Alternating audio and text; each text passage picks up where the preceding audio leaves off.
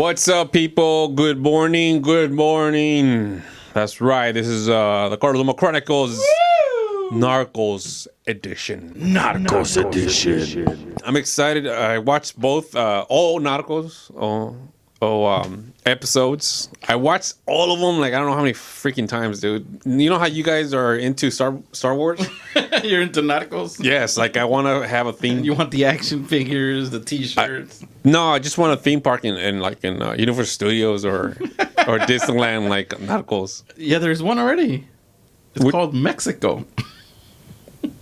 Ay, como si El Salvador estuviera un. Hey, those are actual places where stuff happens, so you can't. Yeah, fool, but it's gonna be a theme park, fool. Where you have the probability of you surviving, or it's guaranteed.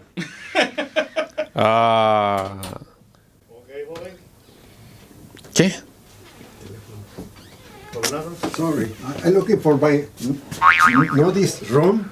Where is the notice room? Say. ¿Dónde están las viejas encuadradas? You just got interrupted by a narco. I got interrupted by a narco. So we apologize for this interruption. As you already know that here at the Loma Chronicles we have the exception is no,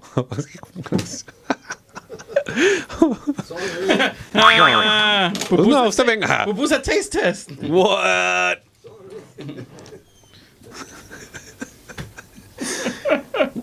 Close the door. I mean, close the studio door.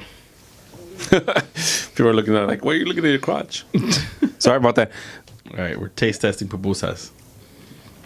Anyways, I got distracted with this. How would you say it? Pupusi? Pupusis? What?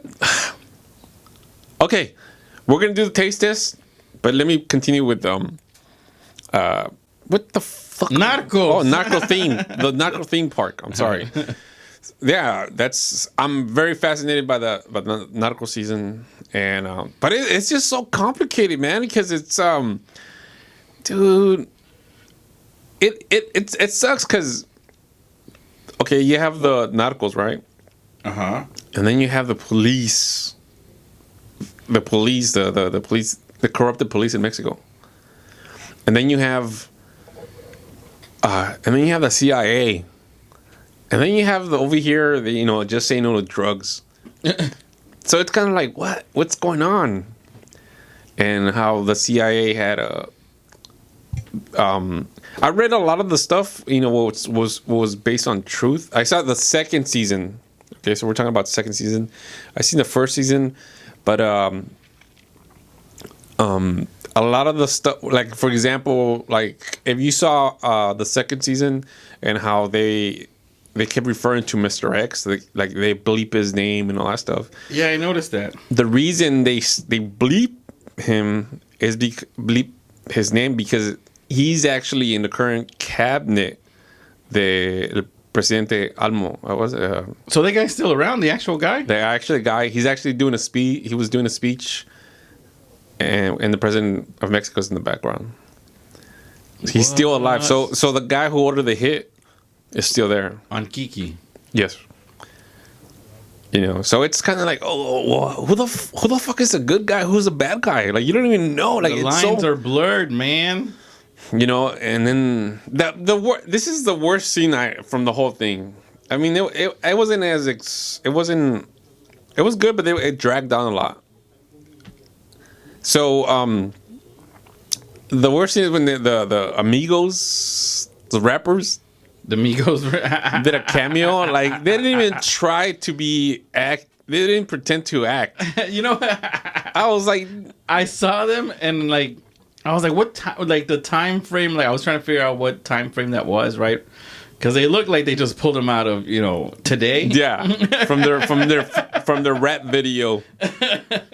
So it didn't make sense. I was like, what? I was confused on the timeline when I saw it. I'm like, wait a minute. I didn't know who those guys were. So I didn't recognize them. But the guys looked out of place. Right, right. It was like affirmative action. They needed to have. And you know what thing I need?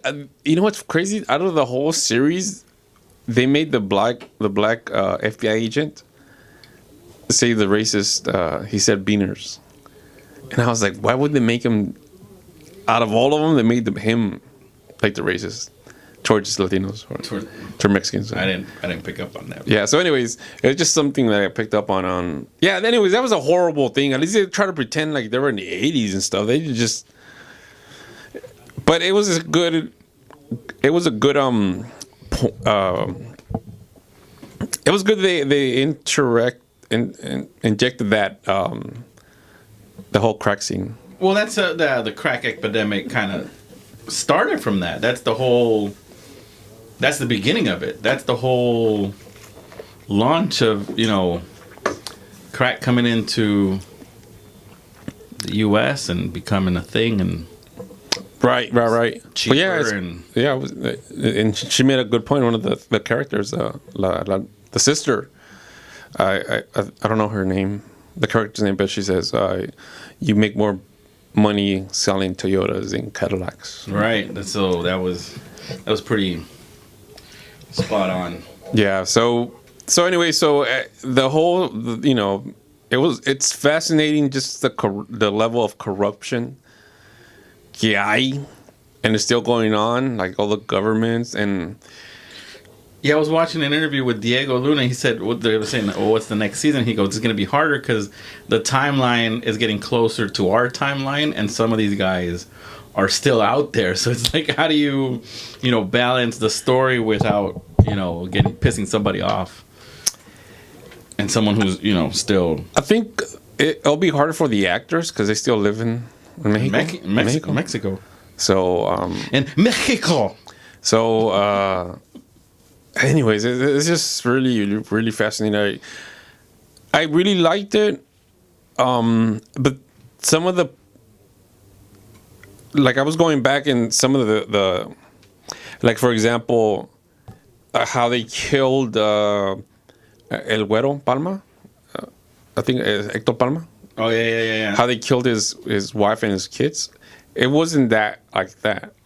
It was similar to that, but it wasn't. It wasn't full. How it really happened is that the wife was cheating on him, so she actually stole I think $7 million from their account, and then she ran away with that Venezolano to Venezuela, and that's how he killed her and beheaded her. Yeah, put her in an ice cube, and actually they sent the head, and also how they videotaped the video. He videotaped the whole thing. He videotaped the kids being thrown off the bridge. Damn. And he sent them to El Güero Palma. Damn. So but in Narcos, what they did, like the last scene from the first season, the last episode, when que dice, ¿Qué pasó, mi Goldberg? He sends, and he's like, and he sends the head of his son. Oh yeah. That didn't happen. So they mix those two stories. Yeah. So they took some creative liberties. Yeah. So, So anyways, it was pretty bad how that happened, and actually, the guy who plays Rafael Quintero.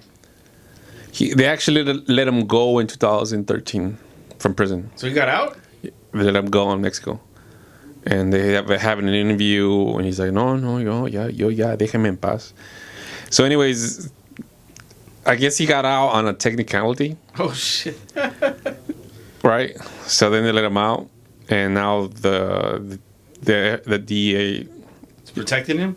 No, is in pursuit of him. Wait, so he's a current fugitive? Yeah. Rafael Quintero, the seedless... Yeah. The seedless guy? Yeah. Oh, shoot. So I guess he's still going back doing his dirty things. Yeah. So, it's... But I'm interested about the next season just because, one of my favorite comedians, Paco Stanley, they killed him in Mexico City in 1999. So I saw that story on another YouTube video, and I guess there's another Narcos theme novela Yes, El Señor de los Cielos. El Señor de los Cielos, which ties into kind of Narcos, but it's a whole different. They have different characters, but they show that Paco Stanley's scene, where I guess there was coke, he dropped coke live on the air. Yeah, his friend. His friend, and then they show his story. I was like, oh shoot, I didn't even know that was. So they show they say Paco Stanley, or they no, it's a different name, but because on Señor de los Cielos they changed all the character names. It's not like Narcos. Yeah, because I think this season number 3 in Mexico, it's gonna be Lord of the Skies. Lord of the Skies. Yeah. So yeah. So anyways, it's very intriguing, like all this real life stuff, and now you see like all these like my relatives, they were like some of my friends parents, they were all into that, and back then I didn't know what the hell they were. What, the narco corridos and stuff. Oh, like the old school ones, like and now I started listening to them. It's like, damn, man, that shit was deep, dude. Como Spanish country. Yeah. It is.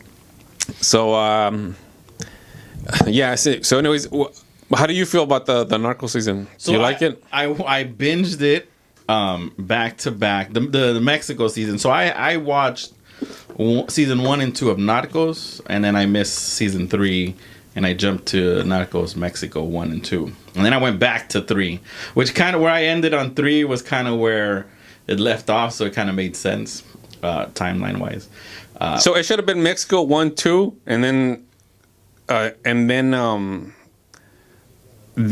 season 1, and then 2, and then 3. Okay, so it's like a prequel. Yeah, because they kind of went back. They started from The very Pablo beginning. to Cali to. So, I mean, it's just interesting, and it's just the whole time I was thinking about it, right? And I was like, man, they only show the Mexican cartels, the Colombian cartels, but they never show the white cartels. What do you mean? The white card. There's always a white man making money. Yeah, you didn't see all the government people? They're all in on it.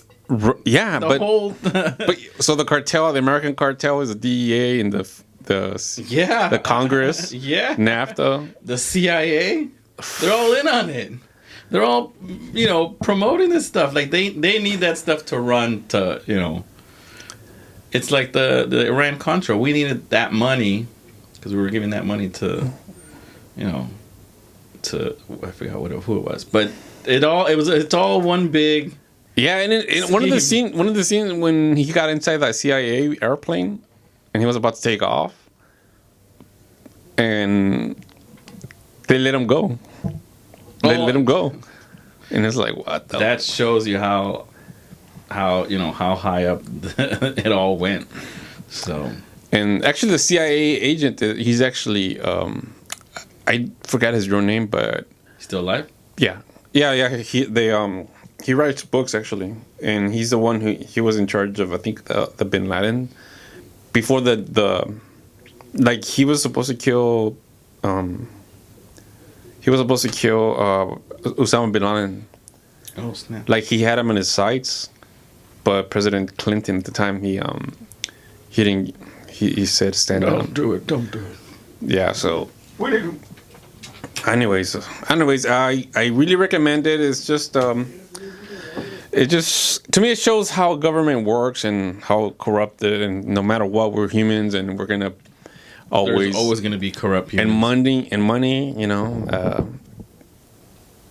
money drives things. Money corrupts. Actually, drugs corrupts everything. Drugs and money. Well, yeah. Well, I mean, money into the equation. Yeah. Well, but you can't corrupt without something. You have to, but you corrupt them for drugs. Yeah, drug money. But even this whole drug thing, like if there wasn't such a high demand in the U.S., right? Yeah. If we weren't such druggies, then we wouldn't have that. If there was no, supply and demand. So there's a demand for it, and there's a supply for it. That's why a lot of the great line they said, and I think the opening scene was like, Mexico doesn't have a drug problem. The U.S. has a drug problem. The U.S. has a drug problem. And it's true. And now, like, and even some of the cartels now, it seems after El Chapo got, arrested, there's a lot of them started new. It's kind of weird. It's kind of like the old guard, El Chapo and all those fools they're talking about now. That's the old guard, and the new generation they're more sinister. They're more like terrorists because they kill like and freaking Miguel Angel Felix Gallardo. He's the one who.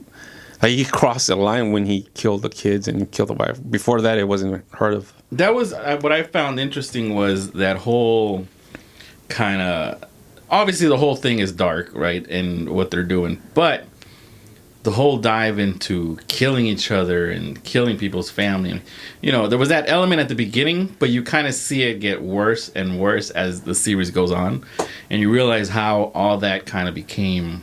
the norm for them. And even at the very end, that last scene where he has a conversation with the agent, and he goes, the monster's out of the cage now." So, and it's just it's gonna get bad because we know what happened in history, or how it happened, and all the killings and stuff. So it's kind of like, damn. But so Miguel should have been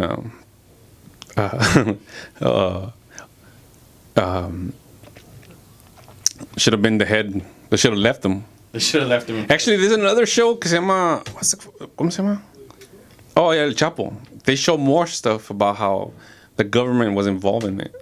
And they actually put Carlos Salinas de Gortari. Carlos Salinas de Gortari is a fucking rata, dude. But see, like, this whole Narcos thing, it's not even just the guys...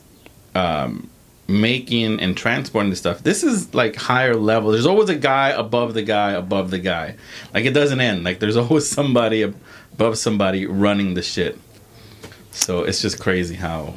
So anyways, I recommend it. The next one, it's gonna get more deeper, dude, just because I'm kind of curious to see how deep they go, because some of the characters are still out there, and it's like, how much are you really gonna expose if some of those people are still in, I think they're just gonna change the name and bleep it, because in order for Netflix to show it in Mexico. That's true. Because they don't wanna.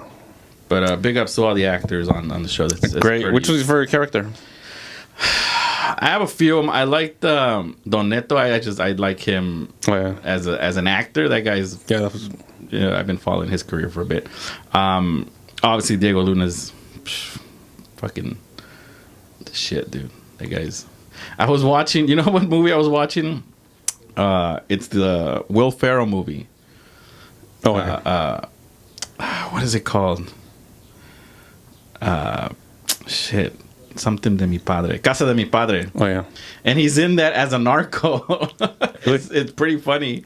If you go back and watch that character, and you can kind of see, like, how brilliant he is. And, he's playing two narcos, but two different guys. I seen him in Milk. That was the first time I seen him in English. An English movie? Yeah. And he did Conan O'Brien, which is kind of funny too.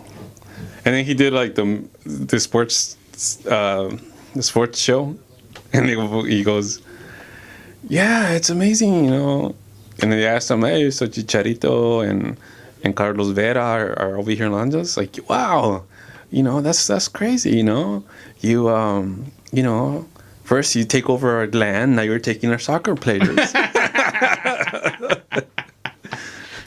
So then they asked him, so what did you think about, like, this is in Conan, they asked him, how do you think about the Jennifer Lopez and Shakira representing Latinos? Well, that's kind of weird. It's kind of like asking you, hey, how do you, they're celebrating English people or French people from Europe. How would you feel? You don't relate to them, right? I don't know. They're not Mexican. Shakira's what, Colombian? And Lebanese, I think, and then what's it? Jennifer Lopez is Puerto Rican. Yeah, so. But I understand his dilemma. All right. All right, but and that's gonna take two. You know what? If we're talking about Netflix, let's go all out. Netflix. So that was our Narcos review. Narcos review. Oh, that wasn't a review. That was a breakdown. Yeah. So, anyways, Narcos breakdown. Oh yeah, and I just but I really I like Michael Peña as Kiki Camarena. He was good. He was really, I'm used to, he does a lot of funny characters and, he does a lot of characters, but I like him when he's funny. But this was a more serious role. Yeah. And I think he knocked it out of the park. And also, the one that I like, the guy who played Rafael Quintero. Yeah, he looks like my brother-in-law. Dude, he looks like my cousin, dude. He looks like somebody you know. Yeah, dude, I was like, because I had a cousin, his name we used to call him Tay. But he passed away already. And he was one of my favorite cousins. So I was like, damn, dude. Maybe I want to be a that show makes me want to say, like, don't you like kind of question, like, should I be a drug dealer or a D agent? It's all the same. It's pretty hard. But no, that Rafael Quintero character, he's pretty brilliant. Almost every character in that show is just freaking amazing. As an actor, they really dive into. I can't pronounce his name. His real name, but anyways, he's dark-skinned Mexican, and he has a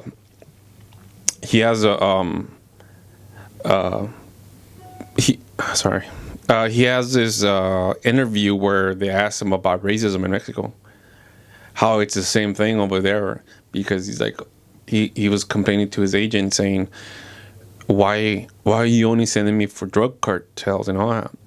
He's like, you know what? This is what they want. You should see all the stuff that I have sent out to you that they don't want you because you're dark. Oh shit! And I was like, shit, man. So, anyways, and it's true. It's true, It's like the girl who won the Academy Award, from Oaxaca. For Roma, yeah. I mean, they were bashing her like, pinche India, and they're all light-skinned haters, Spanish conquistadors. Anyways, all right, so we're wrapping up that segment, the Narcos review. Let us know what you guys think about the series. Please comment on the bottom, and we'll bring up some shout-outs as well. Okay? So, what will be your narco name? Oh. El cachetes. El carcajadas. No, cachetes. El cachetes. El cachetes. And I'll probably be Chino. El chino. El Chino, yeah. So let us know your narco nickname. Comment below. All right, so, okay. So we'll be back with another Netflix review. Woo!